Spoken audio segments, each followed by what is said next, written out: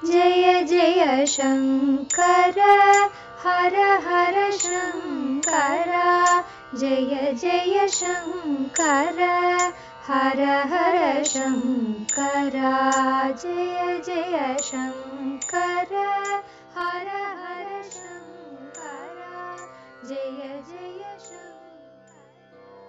ஸ்ரீ சங்கர சரிதம் தெய்வத்தின் குரல் 5ஆம் பாகம். இரு மார்க்கங்களின் உபதேசங்கள். சிருஷ்டி காலத்திலிருந்து பகவான் வரிசையாக மகாபுருஷர்களை ஆச்சாரியர்களாக அனுப்பி பிரவிற்த்தி நிவிருத்தி என்பதான இரு தர்மங்களையும் உபதேசிக்க செய்து வந்தான். நிவிருத்தி தான் முடிவான மோட்ச சித்தியானதால் அதற்கு தானே குருவாக தட்சிணாமூர்த்தி ரூபத்தில் இருந்தான். அது பரமசிவஸ்வரூபம். அவர்தான் முக்கியமாக நிவிருத்திக்கு தெய்வம். விஷ்ணுவும் ஹம்சாவதாரம், தத்தாத்ரேயர், ஹயக்ரீவர் என்ற ரூபங்களில் நிவிருத்தி தர்மத்தை உபதேசித்தார். ஆனாலும் இவற்றில் தசாவதாரம் மாதிரி அவ்வளவு சக்தியை காட்டவில்லை. தட்சிணாமூர்த்தி, ஹம்சர், ஹயக்ரீவர் ஆகியோர் லோகத்தில் சஞ்சாரம் பண்ணி ஞானோபதேசம் செய்யவில்லை. சனகாதியர், பிரம்மா போன்றவர்கள் அவர்களை தேடி போய் உபதேசம் பெற்றனர். தட்சிணாமூர்த்தி வார்த்தையால் உபதேசிக்காமல் அனுபவமாகவே அனுகிரகித்து விடுவார். இப்போது நாம் தெய்வங்களை வேண்டிக் கொள்ளும் போது நம்முடைய வேண்டுதல்களில் பல நிறைவேறுகின்றன. ஆனால் அந்த தெய்வமே பிரத்யட்சமாகி அப்படி பண்ணுவதில்லை, சூக்ஷ்மமாகவே பண்ணுகின்றன அல்லவா? அப்படி தட்சிணாமூர்த்தி, ஹயக்ரீவர் ஆகியவர்களிடம் ஞானத்துக்காக வேண்டிக் கொண்டு அந்த அனுகிரகத்தை சூக்ஷ்மமாக பெற்றவர்கள், பெறுபவர்கள் உண்டு. சிவாலயம் என்றால் அங்கே ஞானதாதாவாக அவர் தட்சிணாமூர்த்தி ரூபத்தில் நிச்சயம் இருப்பார் என்று பாமர ஜனங்கள் உட்பட எல்லாரும் தெரிந்து கொண்டு அவருக்கு முன்னால் ஒரு க்ஷணம் கண்ணை மூடிக்கொண்டு ஞானம் என்பது என்ன என்று தெரியாவிட்டாலும் அவரிடம் வேண்டிக் கொள்வார்கள். இந்த அளவுக்கு ஹயக்ரீவரை பற்றி சொல்ல முடியாது.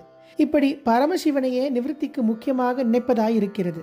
தத்தாத்திரேயரை போல் சஞ்சாரம் செய்தவர்கள் சனகாதியரும் கூட விஷ்ணுவின் அம்சாவதாரங்கள் தான். அவர்களும் சஞ்சாரம் செய்வார்கள். இவர்களெல்லாம் லோகத்திலே பல பேருக்கு பல சமயங்களில் நிவிருத்தியை உபதேசித்தார்கள்.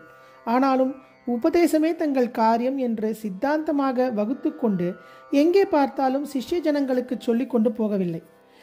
பிரவிற்த்தி தர்மத்திற்கு பரமாத்மா இவ்வளவு தூரம் தானே நேராக செய்ய வேண்டியிருக்கவில்லை. காரியத்தை விட்டு மனசை விட்டு நிவிருத்தி என்று ஞானத்தில் போவதுதான் ஜனங்களுக்கு கஷ்டம் ஆனதால் அதை உத்தேசித்தே அதிகமாக மகான்களை அனுப்புவது, தானும் உபதேசிப்பது என்று செய்தார்.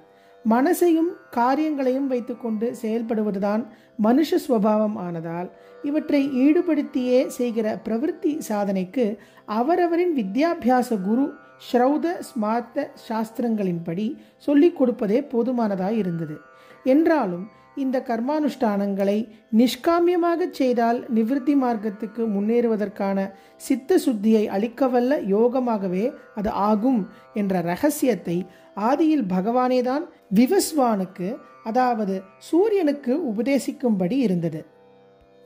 சூரியன் நம்முடைய மன்வந்திரத்தின் அதிபதியான வைவஸ்வத மனுவுக்கு கர்ம யோகமாகிய பிரவிற்த்தி தர்மத்தை, அதாவது நிவிருத்தி தர்மத்திற்கு வழிபோட்டு கொடுப்பதாக உள்ள பிரவிற்த்தி தர்மத்தை உபதேசம் செய்தார். பின் குறிப்பு: பிரம்மா விழிப்பு நிலையில் செயற்படும் அவரது ஒரு பகற்காலம் 1000 சதுர்யுகம் கொண்டது. சிருஷ்டியும் அப்போதே இயங்கும். அப்பகற்பொழுது முடிந்ததும் இதேபோல் 1000 சதுர்யுகம் கொண்டதான பிரம்மாவின் இரவு பிறக்கும். அப்போது அவர் உறங்குவார். சிருஷ்டியும் செயலற்று ஒடுங்கிவிடும். கல்ப பிரளயம் என்பது இதுவே. இரவு முடிந்து பிரம்மாவுக்கு மறுதினம் தொடங்கும் போது சிருஷ்டி மறுபடியும் தொடங்கப்படும். சிருஷ்டியானது இயக்கத்தில் உள்ள 1000 சதுர்யுகங்களில் 14 மனுக்கள் தோன்றி சிருஷ்டியின் மீது மேலாதிக்கம் செலுத்துவர். ஒரு மனுவின் இவ்வாட்சி காலத்திற்கே மன்வந்திரம் என்று பெயர். ஒவ்வொரு மனுவின் காலம் முடிந்த பின்னும் மன்வந்திர பிரளயம் என்பது ஏற்படும். அடுத்த மனு அடுத்த மன்வந்திரத்தில் முதன் பிரஜையாக தோன்றி மனித குலத்தை தோற்றுவிப்பார். தற்போதைய ஸ்வேதவராக கல்பத்தில் நாம் 7வது மனுவான வைவஸ்வதரின் மன்வந்திரத்தில் இருக்கின்றோம். 4ஆம் அத்தியாய தொடக்கத்தில் இதை காணலாம். வைவஸ்வதன் என்றால் விவஸ்வானின் பிள்ளை என்று அர்த்தம். வைவஸ்வத மனு தன்னுடைய பிள்ளையும் சூரிய குலத்தின் முதல் ராஜாவுமான இக்ஷ்வாகுக்கு உபதேசம் செய்தார். இப்படியே பிரவிற்த்தி தர்மம் கர்மயோகமாக பிள்ளை பிள்ளை வழி நெடுங்காலம் உபதேசிக்கப்பட்டு கடைபிடிக்கப்பட்டு வந்தது. விவஸ்வானான சூரியனுக்கு தான் கர்மயோகம் உபதேசம் பண்ணி அது பிள்ளை பிள்ளை வழியாக அநேக ராஜரிஷிகள் வழியாக போனதை கீதையில் பகவான் சொல்லியிருக்கிறார். 4ஆம் அத்தியாய தொடக்கம். கீதையில் கர்மம் ஞானம் ஆகிய 2 யோகங்களும் உபதேசிக்கப்பட்டிருக்கின்றன. அதோடு இதுவரை நான் சொல்லாத பக்தி யோகம் என்பதும் உபதேசிக்கப்பட்டிருக்கிறது. ஜெய ஜெய சங்கர, ஹரஹர சங்கர, மகாபெரிவா சரணம். ஜெய ஜெய சங்கர, ஹர ஹர சங்கர, ஜெய ஜெய சங்கர, ஹர ஹர சங்கர, ஜெய ஜெய சங்கர, ஹர ஹர சங்கர, ஜெய ஜெய